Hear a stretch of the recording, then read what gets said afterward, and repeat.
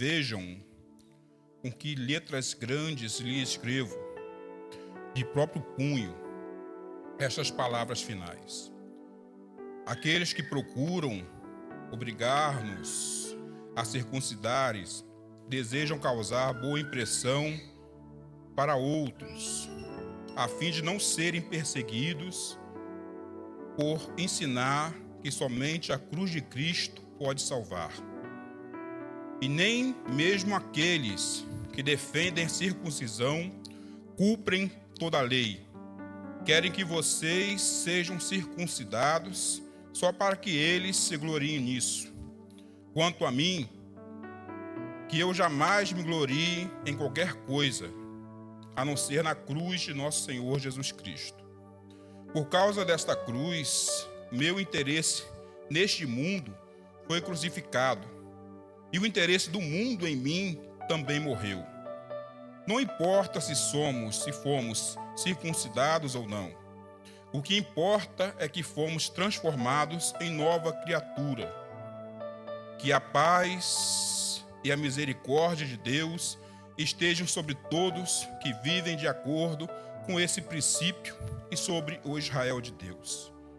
De agora em diante, ninguém me perturbe com essas coisas, pois trago em meu corpo marcas que mostram que pertenço a Jesus. Irmãos, que a graça de nosso Senhor Jesus Cristo esteja com todos vocês. Amém. Podem se sentar, meus irmãos. Graças a Deus. Meus irmãos, no capítulo 13 de Atos, vemos Paulo servindo a Deus ali na igreja de Antioquia da Síria, juntamente com os irmãos que ali estavam, né? Antioquia da Síria é a terceira maior cidade da época ali, né? E ele servindo ali ao Senhor, o Senhor o chamou justamente por Barnabé para a obra missionária. Em sua primeira viagem missionária, eles vão para a região da Galácia. E nessa região, Paulo visita algumas cidades importantes ali. São elas: Antioquia da Pisídia, Derbe, Listra e, se não me engano, Icônio, não é isso? Icônio. E nessa região da Galácia, eles pregam a palavra de Deus, plantam igreja ali, e depois de certo tempo, eles retornam para a igreja mãe, Antioquia da Síria. Um tempo depois, descem alguns judeus ali, alguns judaizantes eram cristãos judeus, que criam que somente a graça, o sacrifício de Cristo na cruz, não era suficiente para a salvação. Eles tinham que observar a lei e guardar os ritos mosaicos, dentre eles a circuncisão. E esses judaizantes ali na região da Galácia, eles ensinavam ali que os crentes que ali estavam, que foram salvos mediante a pregação de Paulo e Barnabé, eles tinham que seguir os ritos mosaicos para que fossem salvos. O sacrifício de Cristo na cruz não era o suficiente para que eles fossem salvos. E, além disso, eles tentaram pôr em dúvida a autoridade apostólica de Paulo ali. Paulo, então, escreve esta carta aos Gálatas, primeiro, para defender a sua autoridade apostólica. Segundo, para desfazer esses ensinos que punham ali, colocavam em risco a salvação dos Gálatas. Mas, no final desta carta, Paulo fala esse texto que a gente grava muito e ouve muito em pregações sobre as marcas de Cristo.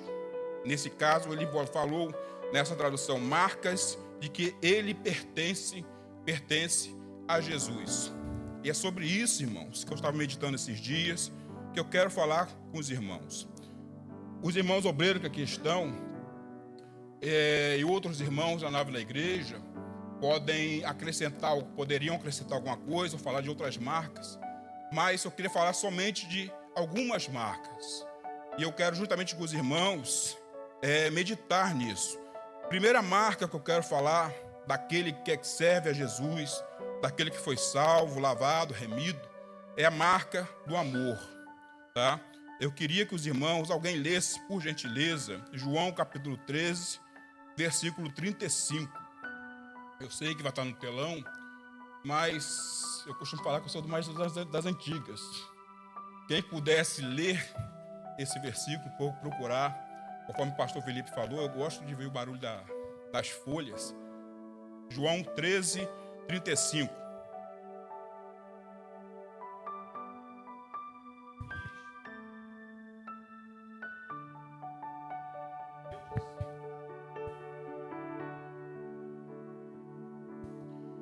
Ou seja, o Senhor Jesus, instruindo seus discípulos, lhes disse de forma direta que os seus discípulos, e isso serve para nós, como ser identificados pela forma como demonstramos o amor uns para com os outros, né?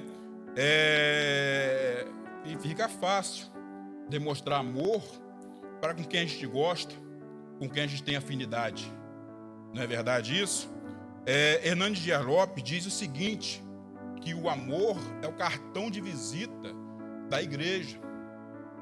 As pessoas de fora, quando vêm para a casa de Deus, uma das coisas que já falaram para mim é a forma como são recebidas. Ou seja, eles reparam a forma como nós recebemos eles aqui, né? Agora eu pergunto para os irmãos, se os nossos vizinhos e amigos virem falta de amor aqui, vizinhos nossos aqui na igreja, virem falta de amor entre nós, como eles aceitarão a Cristo? Um cartão de visita nosso, irmão, tem que ser a nossa forma como a gente demonstra amor uns para com os outros, né? Colossenses 3,14, quem pode ler, por gentileza? Outro, por gentileza, 2 Coríntios, capítulo 5, verso 14.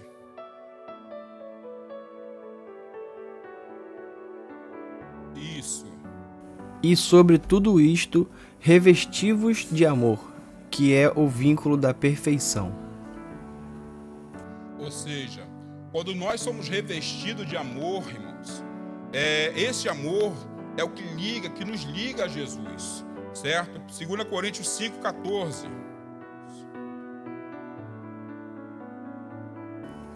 Porque o amor de Cristo nos constrange, julgando nós assim, que um morreu por todos, logo todos morreram. Ou seja, quem realmente é discípulo de Jesus, serve a Jesus, ele se sente constrangido a amar. Ou seja, quando você vê um irmão precisando de algo, um irmão triste, um irmão angustiado, você se sente constrangido a amá-lo, a estar perto dele, a ajudá-lo de alguma forma. Agora, se isso não acontece, se falta esse sentimento na vida do cristão, algo está errado. Algo está errado, tá? 1 Coríntios capítulo 13, versículo 4 a 8, irmãos. 1 Coríntios 13, versículo 4 a 8. Quem ama também não inveja, né? 1 Coríntios capítulo 13, versículo 4. O amor é sofredor, é benigno. O amor não é invejoso. O amor não trata com leviandade. Não se ensoberbece. Não se porta com indecência. Não busca os seus interesses. Não se irrita. Não suspeita o mal. Não folga com injustiça, mas folga com verdade. Tudo sofre, tudo crê, tudo espera, tudo suporta. O amor nunca falha, mas havendo profecias, serão aniquiladas. Havendo línguas, cessarão. Havendo ciência, desaparecerá. O amor, irmão, quem tem amor, irmão, ele não inveja mesmo porque inveja é uma obra da carne, como está escrito em Gálatas, capítulo 5. Quem é espiritual, guiado pelo Espírito, não cumpre a concupiscência da carne. Ou seja, dentre eles não inveja o seu irmão, né? Verdadeiramente quem é marcado pelo amor, não inveja ninguém.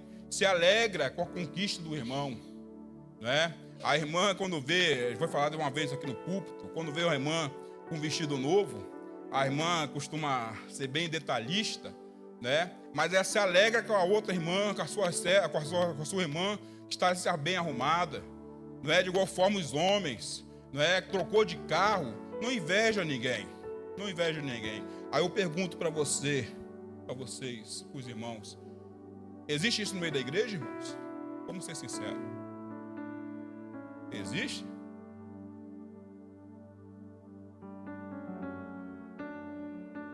Era para existir isso, irmãos?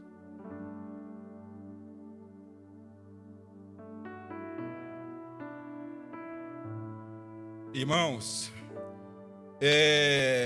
quem vem em culto de ensino, geralmente, eu falei na escola dominical, e quando Paulo falou ali em Efésios 5, se eu não me engano, Efésios 5:18, não vos embriagueis com vinho, que há contenda, mas enchei-vos do Espírito.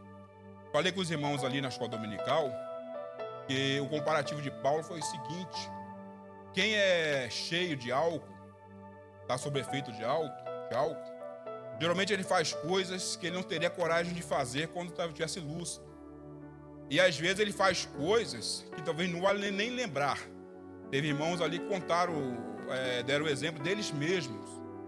Então a pessoa, quando é cheia do Espírito Santo, ela é guiada pelo Espírito. O que é ser cheio do Espírito Santo? É você ser guiado pelo Espírito. Muitas vezes a gente confunde ser cheio do Espírito por falar em línguas estranhas, pular, se alegrar no meio da igreja. Não quer dizer que quando há movimento do Espírito, que não possa ter isso. Lógico que tem. Somos assembleanos, somos pentecostais. Porém, a maior marca de quem é cheio do Espírito Santo é ser guiado pelo Espírito. Nos seus atos, nas suas atitudes. E dentre isso, irmão, amar os seus irmãos, né? Não invejar os seus irmãos. Não é verdade? Ter dons espirituais é bom, irmãos. Falar línguas estranhas, profetizar, pregar, cantar, não é mesmo? É muito bom. Agora, não adianta você ter isso, não adianta nós termos isso, de uma coisa simples, parece simples, mas para muitos é difícil. Amar uns aos outros, amar verdadeiramente, não é verdade? Amar verdadeiramente. A próxima lição, se eu não me engano, fala sobre isso, amor, não é isso? Amor. Os cristãos da igreja primitiva, eles vendiam propriedades para poder suprir a necessidade de outros. Quantas das vezes nós estamos com a nossa mesa farta e não nos preocupamos com muitos irmãos que estão passando necessidade? Não é verdade isso? É uma coisa simples, aos olhos de muito, né? É uma coisa simples. Às vezes pregamos, às vezes ensinamos, às vezes falamos tanto e na hora de fazer, fazemos tão pouco. Uma das marcas de quem serve a Jesus é amar. É amar verdadeiramente. Você tem 2 vestidos, irmãs, e uma irmã não tem. Quantas aqui talvez já pagaram o uniforme de alguma irmã que não tinha condições de pagar? Não é verdade? E muitas vezes essa irmã não tinha afinidade contigo. Isso é sinal de amor. Eu já vi situações no Heróis do Reino, o Odilon está aqui, Zé Maria está aqui, presbítero Zé Maria, presbítero Odilon, que irmãos que não tinham condições de comprar uniforme, foi pago.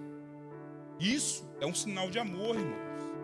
Uma das marcas de quem serve realmente a Cristo é isso. E tem aqueles também que quando recebem algum cargo, dependendo do cargo como eles estão na igreja, da posição eclesiástica, enfim, parece que o amor some. Não é verdade isso? Parece que o amor some, fala com um ar de superioridade. E ninguém é melhor do que ninguém. Quem tem a marca de Cristo na vida, ele ama de verdade. Né? A segunda marca que eu quero falar esta noite antes de tudo, uma da principal característica, eu acho que de quem é convertido, é o amor. É o amor. Não tem como você dizer que é crente, que é servo de Deus, se você não tem o amor. A segunda marca, irmãos, que eu quero falar nessa noite é o perdão. Mateus capítulo 6, versículo 14 e 15. Alguém pode ler, por gentileza?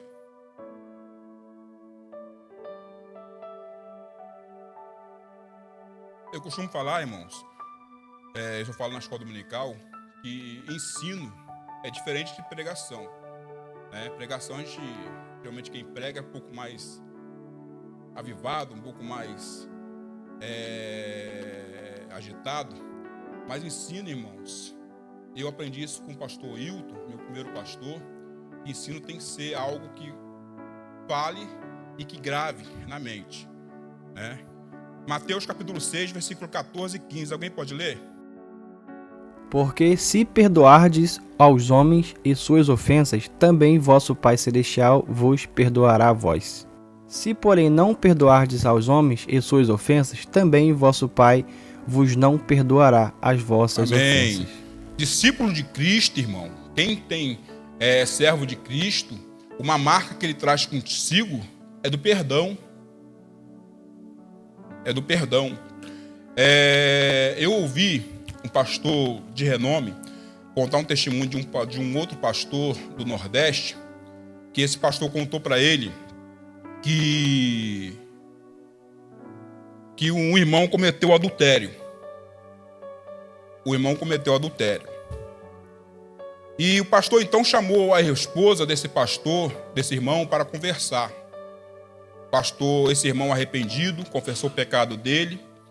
E o pastor aconselhando o casal, a esposa resolveu perdoá-lo. Mas falou o seguinte: pastor, eu perdoo ele, mas eu vou recompensar ele, vou pagar com a mesma moeda. Aí o pastor repreendeu a irmã e falou: não, irmã, você está errada, isso não é perdão. Você retribuir com a mesma moeda, ou de alguma forma desse tipo, não é perdão. A irmã então agiu de forma desrespeitosa com o pastor. O pastor chegou em casa, o Espírito Santo falou para ele: vou recolher fulano de tal. E o pastor então dobrou o joelho e foi orar pedindo a Deus misericórdia. E Deus lhe falou: vou recolher porque ela desrespeitou a sua palavra. A sua palavra que você ensina e que você prega foi desrespeitada. Eu não admito isso. De madrugada, o telefone toca. Era aquele irmão, o esposo dessa irmã. Pastor, me socorre, ora por mim, ora por nós. Estamos indo para o hospital, ela está passando mal. E a situação não está boa. E foram para o hospital. O pastor foi orar. Logo mais o telefone toca. Pastor, ela não resistiu, ela morreu. Perdão, irmãos, é algo sério. Perdão é algo sério. Nos cultos aqui, há uns dias atrás, foi falado justamente sobre perdão, um culto de ensino. A palavra de Deus não volta vazia. A palavra de Deus vai de encontro àquele que precisa dela. Parece uma palavra simples, mas o sentido dela é muito sério. É muito sério. Quem serve a Cristo tem como uma de suas marcas a marca de perdão. A marca de perdão, quem perdoa, não guarda mágoa, não guarda rancor, não olha para o irmão de lado. Então, irmãos, o verdadeiro discípulo de Cristo traz consigo a marca de perdão. Colossenses capítulo 3, versículo de 1 ao 3. Colossenses capítulo 3, versículo de 1 ao 3. Portanto, se já ressuscitastes com Cristo, buscai as coisas que são de cima, onde Cristo está sentado à destra de Deus. Pensai nas coisas que são de cima, e não nas que são da terra. Porque já estás morto, e vossa vida está escondida com Cristo em Deus. Amém. Quem é de Cristo, irmãos, quem realmente foi salvo, foi liberto por Cristo, é cheio do Espírito Santo, vai morar no céu, não perde tempo guardando rancor, irmãos. Não perde tempo guardando mágoa. Ele sabe para onde está indo. Ele está aguardando a Cristo. Quem está em Cristo se preocupa em buscar as coisas que são de cima. Não perde tempo com isso, irmão. Não perde tempo com isso. Às vezes, irmão, sirvo a Jesus há 28 anos. Às vezes a gente ouve coisas, escuta coisas, vê coisas, que a gente só abaixa a cabeça, muitas vezes pede misericórdia. E eu vou ser muito sincero para vocês. Isso no meio do povo de Deus começa daqui de cima e vai lá para baixo. Quem está aqui em cima é humano, dependente da graça, da misericórdia, igual a vocês, igual um novo convertido que aceita Jesus. Quem serve a Deus de verdade, quem se preocupa com a vida espiritual, se preocupa com a salvação, tem como marca, uma das marcas, a marca do perdão, irmãos. Não guarda mágoa. Não guarda. Quem sabe alguém que está aqui nesta noite tem no seu coração alguma mágoa, algum ressentimento. E quem sabe nesta noite foi a noite que Deus marcou para você ouvir isso, uma palavra simples. Aleluia. É noite de tirar dessa bagagem que tem atrapalhado. Bênçãos de Deus muitas vezes são retidas por conta de mágoa. Por conta de mágoa. E a última marca, irmãos, que eu quero falar nesta noite, a marca da humildade. A marca da humildade. Mateus 11, 29. Mateus 11 e 29. Tomai sobre vós o meu jugo, e aprendei de mim, que sou manso e humilde de coração, e encontrareis descanso para a vossa alma. Manso e humilde de coração. Quem disse isso, irmãos? Quem disse isso, irmãos? Aprendei de quem? Dele mesmo. A terceira marca de um salvo, irmão, e que Paulo trazia consigo, era a marca da humildade, irmão. Paulo é aquele homem que era tempestivo, agora havia aprendido a ser humilde. 1 Coríntios capítulo 15, irmãos, versículo 9. 1 Coríntios 15, versículo 9. Porque eu sou o menor dos apóstolos, que não sou digno de ser chamado apóstolo, pois que persegui a igreja de Deus. Paulo, fariseu, aprendeu aos pés de Gamaliel. Um certo teólogo falou que para ele assumir uma posição mais elevada, no Sinédrio, por exemplo, faltava ali idade, porque conhecimento, ele disse, não me lembro agora a carta, que sobressaía-se daqueles que estudaram com ele. Mas agora ele foi revestido de humildade. Este homem, tanto conhecimento que ele tinha, ele demonstrava humildade por onde passava. No primeiro concílio de Jerusalém, no capítulo 15 de Atos, ele, juntamente com Pedro, os demais apóstolos ali, ele não se achou mais do que os outros, não se comportou como fosse melhor do que os outros. Irmãos, quem tem Jesus na sua vida, quem serve realmente a Deus, uma das marcas que ele traz consigo também é a marca da humildade. Tem pessoas que quando assumem uma posição no trabalho, até mesmo na igreja, a pessoa muda. Tem uma frase que se diz o seguinte: quer conhecer o ser humano, dê poder para ele. Quer conhecer o ser humano, dê poder para ele. Aqui não existe grande. Quem é grande aqui é Jesus, irmãos. Quem é grande aqui é Jesus. Quem está na frente do departamento, irmãos, é servo dos irmãos. Nós estamos aqui para servir, irmãos. Aleluia. Mais uma marca, irmão, só para terminar. Vamos estar adiantando aqui. Marca da mansidão, Mateus capítulo 11, versículo 28. Mateus 11, versículo 28. Aprendei de mim, que sou manso e humilde de coração, né? Quem tem um encontro verdadeiramente com Cristo é manso. Por mais que tenha momentos que até possa ser tentado a irar-se, irmão, isso a gente sabe disso. Não é verdade? Em casa, as irmãs com os maridos, às vezes os maridos com as esposas, né? Pais com os filhos, não é mesmo? No trabalho, muitas das vezes somos tentados a irar-se. Quem nunca se irou aqui? Quem nunca se irou? Todos são tentados a irar-se, não é?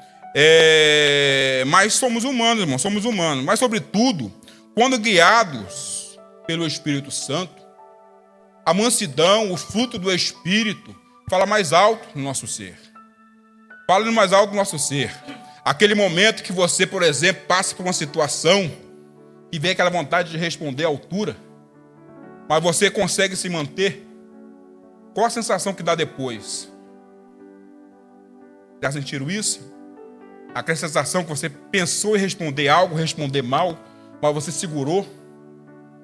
Glória. Irai-vos, mas não pecais, né? Irai-vos e não pecais. Então, irmãos, Paulo, por exemplo, no capítulo 9, quando você vê ele ali pegando cartas para ir a Damasco perseguir os cristãos, era aquele homem que arrastava os crentes, que perseguia os crentes, que queria acabar com essa fé, mas no caminho de Damasco ele tem um encontro com Jesus, né? No caminho de Damasco ele tem um encontro com Jesus. Colossenses, capítulo 3, versículo 12. Alguém pode ler? Colossenses 3, versículo 12.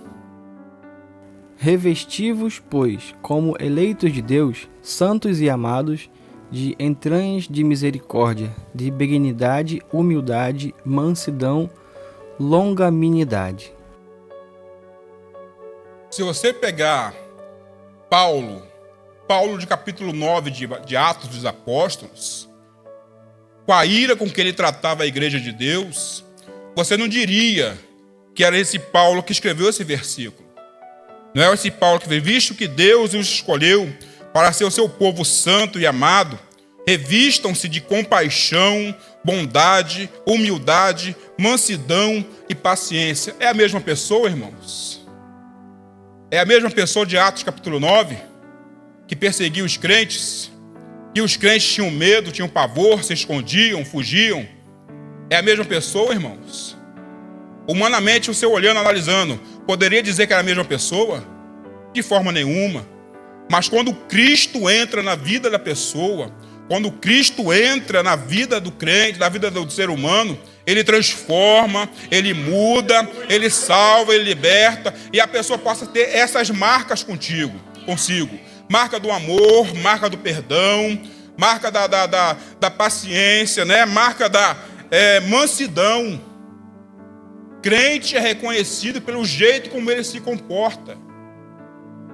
O pastor Eliseu, ele, há um tempo atrás, encontrou comigo na rua e falou que uma pessoa do meu trabalho falou bem de mim, do meu trabalho, do meu comportamento.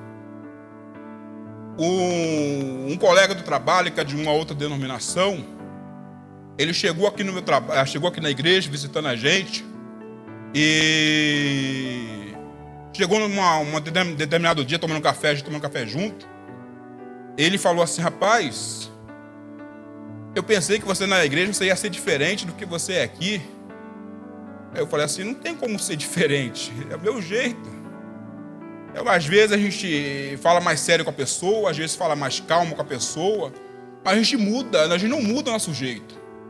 Crente é crente aqui, crente lá fora. O vizinho reconhece você como crente, o seu colega de trabalho reconhece você como crente. Agora, se essas marcas, falta alguma coisa em você, e que se você, algum colega seu no trabalho, vizinho, tem algo para falar a seu respeito, se um familiar tem algo para falar a seu respeito, é hora de você rever a tua situação. Se tem alguém que tem algo de mal para falar de você, você tem que rever essa tua situação. Não é acusando ninguém, é você se rever. A palavra de Deus, você tem que se analisar, se avaliar pela palavra de Deus, irmãos. Amém? Eu quero nesta noite agradecer essa oportunidade.